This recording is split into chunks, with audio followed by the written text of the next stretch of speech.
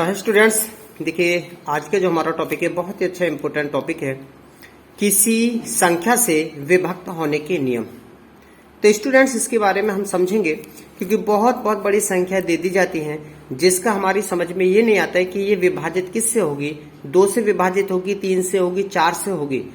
हम उसमें काफी देर तक हमें हिसाब लगाना पड़ता है, उसके बाद में हम उसके लास्ट स्टेज पर फाइनल में पहुंच पाते हैं कि हाँ ये इससे विभाजित होगी। तो स्टूडेंट्स इस तरीके के कोई भी सवाल आपसे पूछा जाता है कि ये संख्या किससे विभाजित होगी, तो स्टूडेंट्स आपको ज्यादा नहीं सोचना पड़ेगा, सिर्फ आपको हिसाब लगाना है। जो ट्रिक है वो आज मैं आपको बताने वाला हूं कि कौन सी संख्या किससे विभाजित होगी। तो देखिए सबसे पहला पॉइंट शुरू हम करते हैं, पॉइंट नंबर 1। तो देखना स्टूडेंट्स किससे करते थे। सबसे पहले 2 से विभक्त होने का नियम। तो ये है 2 से विभक्त होने का नियम। तो स्टूडेंट्स अब हम समझेंगे 2 से कौन कौन सी संख्या ऐसी हैं जो विभक्त हो जाती हैं। तो स्टूडेंट्स आपको ध्यान रखना है 2 से वो संख्या विभाजित होगी जिनके अंत में देखिए 0 आ जावे, 2, 4, 6, 8 ... मतलब समझिए 0 से लेकर के कोई भी सम संख्या जिसका अंतिम अंक होगा वो उसको समझ लेना आप, वो 2 से विभाजित हो जाएगी। जैसे मान करके चलिए आपको दे दिया जाए, सपोज कीजिए जैसे आपको दे दिया गया 6, 3, 4, 7, 0। अब ये संख्या दे दी गई, तो अब इससे हमें कैसे पता लगेगा कि किससे विभाजित होगी। तो स्टूडेंट्स हमें समझना है लास्ट में क्या पहचान करना, इकाई का अंक 0 है, इसका मतलब 2 से विभाजित हो जाएगी। सपोज करो आपका कोई और भी दे देता है 8, 5, 6, 4, 2, इसका मतलब क्या है, अंत में 2 आ गया, ये भी 2 से विभाजित हो जाएगी। सपोज करो और भी कोई दे देता है 4, 5, 6, 8, अब लास्ट में क्या रहा है, 8 आ रहा है। तो इस तरीके की कोई भी संख्या जब आपके इकाई का अंक में हो, मतलब 0 से लेके सम संख्या आ जाए, तो वो किससे डिवाइड हो जाएगी, 2 से विभाजित हो जाएगी। ठीक है, तो आपको ये ध्यान रखना, आप काट के देखना, ये इस तरीके का कोई भी अंक आता है तो वो 2 से विभाजित हो जाएगा। अब चलते हम नेक्स्ट 3 से विभाजित की ओर। 3 से विभक्त होने का नियम। अब स्टूडेंट समझेंगे हम 3 से ऐसी कौन सी संख्या होगी जो 3 से विभक्त हो जाएगी। तो स्टूडेंट्स ये बात ध्यान रखनी है, कोई भी आपका अंक दे रखा है, इस तरीके से संख्या दे रखी है, उसका टोटल करेंगे, उसका टोटल अगर 3 से डिवाइड हो जाता है तो उस संख्या 3 से डिवाइड हो जाएगी। जैसे समझेंगे, आपको सपोज कीजिए दे देता है कोई, मान के चलिए 8, 7, 5, 6, 4, ये संख्या दे देता है। तो इसको हम कैसे समझें कि ये 3 से डिवाइड होगी या नहीं होगी। एक तो बात है भाई 2 से तो डिवाइड हो ही जाएगी, वो क्या नाम है आपका इकाई का क्या आ रहा है, सम आ रहा है, और बाकी बात का हमें देखना, इसका हम टोटल करके देखेंगे। सपोज कि आप टोटल कीजिए, देखिए जोड़िए इसको, 8 और 7 15, 15 और 5 20, 20 और 6 26 और 4 30, फिजिकल टू कितना हो गया इसका, 30 आ गया जब इसको हमने जोड़ा। तो इसका मतलब जब 30 किससे डिवाइड होगा, 3 से डिवाइड हो जाएगा। 30 किससे डिवाइड हो जाएगा, 3 से हो जाएगा। 3 1 जा 3, ठीक है, 0। अब आगे क्या करें हमने, 0 था 0, तो इसका मतलब क्या है, 3 से डिवाइड हो गया। कोई भी इस तरीके की संख्या कोई भी दे सकता है, XYZ कितनी भी बड़ी दे, उन सभी अंकों का क्या करेंगे हम, टोटल कर लेंगे। 8 + 7 + 5 + 6 + 4 = 30 बनेगा। तो इस तरीके से कोई भी संख्या दे दे और उसका हम टोटल करेंगे और टोटल 3 से डिवाइड हो जाए, समझ लो वो संख्या 3 से विभक्त हो जाएगी। अब चलते हैं नेक्स्ट, 4 से विभक्त होने का नियम। अब स्टूडेंट्स हम देखेंगे 4 से ऐसी कौन सी संख्याएं होती हैं जो 4 से विभाजित हो जाएंगी। तो स्टूडेंट्स इसके लिए हमें ध्यान रखना है, जिनके इकाई और दहाई के अंकों को अगर हम जोड़ें और जोड़ने के बाद में वो 4 से विभाजित हो जाए, समझेंगे कि वो संख्या 4 से विभाजित हो जाएगी। जैसे सपोज करो यहां पर आपका दे दिया 4 6 5 8 4। अब ये संख्या आपकी दे दी गई है। अब इसमें देखेंगे कि क्या ये 4 से विभाजित हो जाएगी। अब इसका हिसाब लगाएंगे। देखिए इकाई का अंक कितना है 4 और दहाई का अंक कितना है 8। अब इसको देखिए, इनका टोटल किए 8 प्लस 4, किनका, इन दोनों के इकाई कितना बैठेगा 8 और 4 12। अब 12 को देखो 4 से क्या करो, भाग दे करके देखो डिवाइड, 4 3 12, मतलब 4 से 3 बार विभाजित हो। इसका मतलब इस संख्या को अगर आप 4 से भाग देंगे तो ये कट जाएगी। ठीक है, इसी तरीके से और भी कोई संख्या ले सकते हो आप। सपोज करो कुछ भी 5 7 8 4 9 2 6। अब देखिए ये संख्या के 4 से विभाजित हो जाएगी। वही तरीका हमें ध्यान रखना है, इकाई का अंक और दहाई के अंक को जोड़ देंगे। कि आप देखिए 2 और 6 कितना हुआ, 2 प्लस 6 8, और 8 को क्या करें हम 4 से भाग देते हैं। ठीक है, 4 दूनी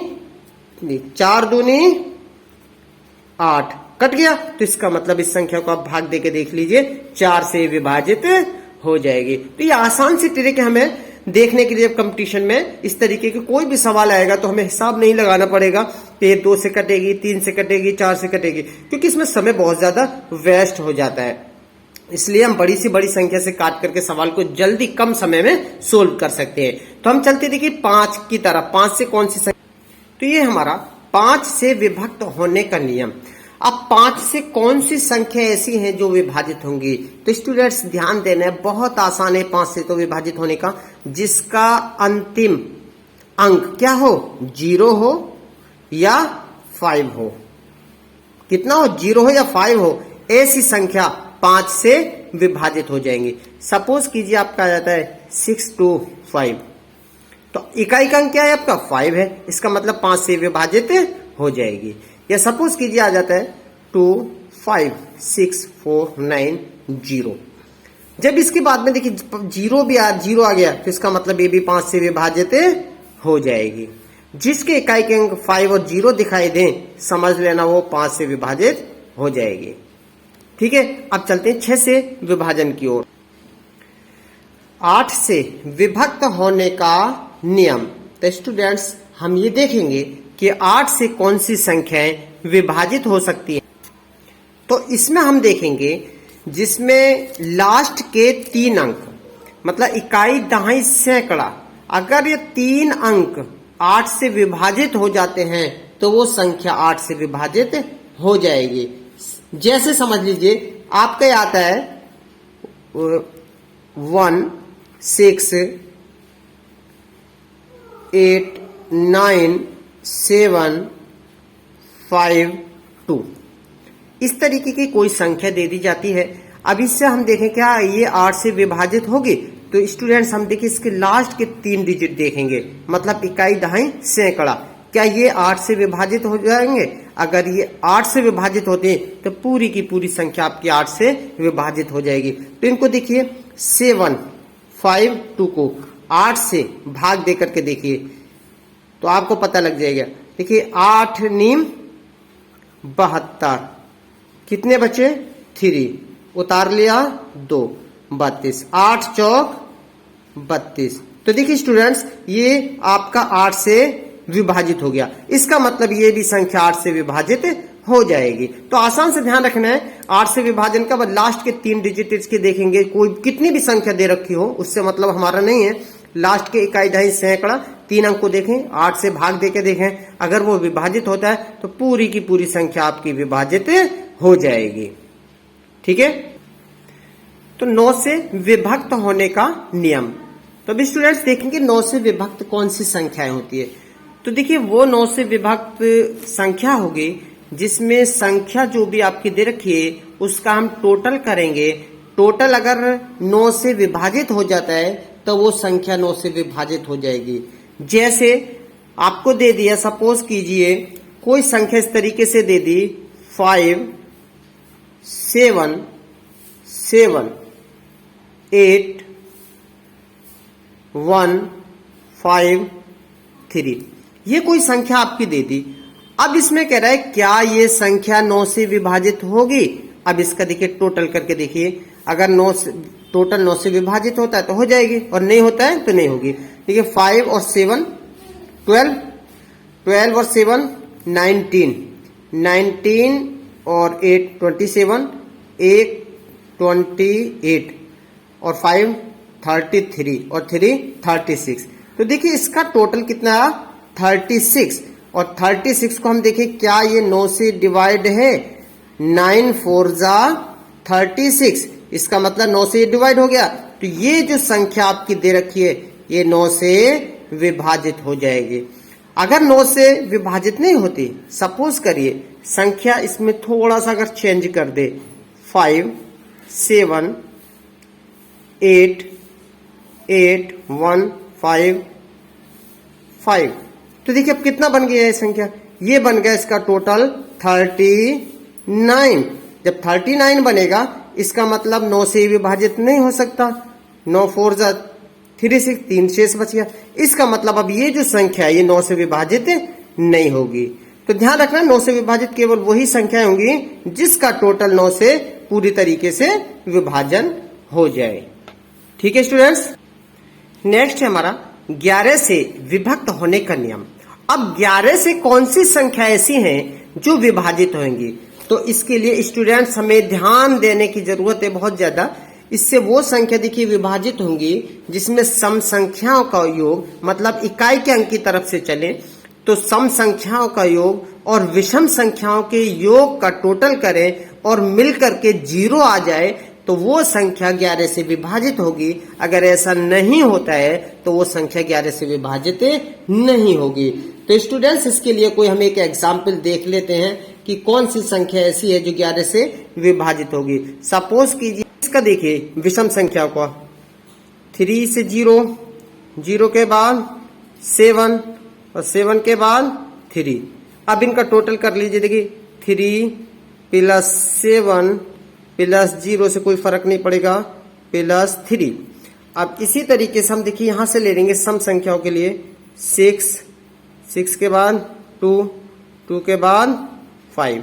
तो इसका टोटल हम ऊपर दिखा देते हैं, देखिए 5 प्लस 2 और प्लस 6। ठीक है, ये हो गया। और इसका अभी देखिए कितना हो गया, टोटल कर रहे हैं 5 2 7 और 6 13 बैठे। ठीक है, और अब विषम वालों को देखिए 3 7 10 और 3 13, देखिए इसका भी 13 हो गया। इसका मतलब ये कि जब दोनों संख्याओं का हो गया तो 13 माइनस 13 इज इक्वल टू 0। जब सम और विषम संख्याओं का योग 0 आ जाए इसका मतलब ये किससे विभाजित हो जाएगी, 11 से पूर्ण रूप से विभाजित हो जाएगी। तो स्टूडेंट्स ये रही आपके लिए बहुत आसान सी ट्रिक, जो न ज्यादा आपको सोच विचार करना पड़ेगा।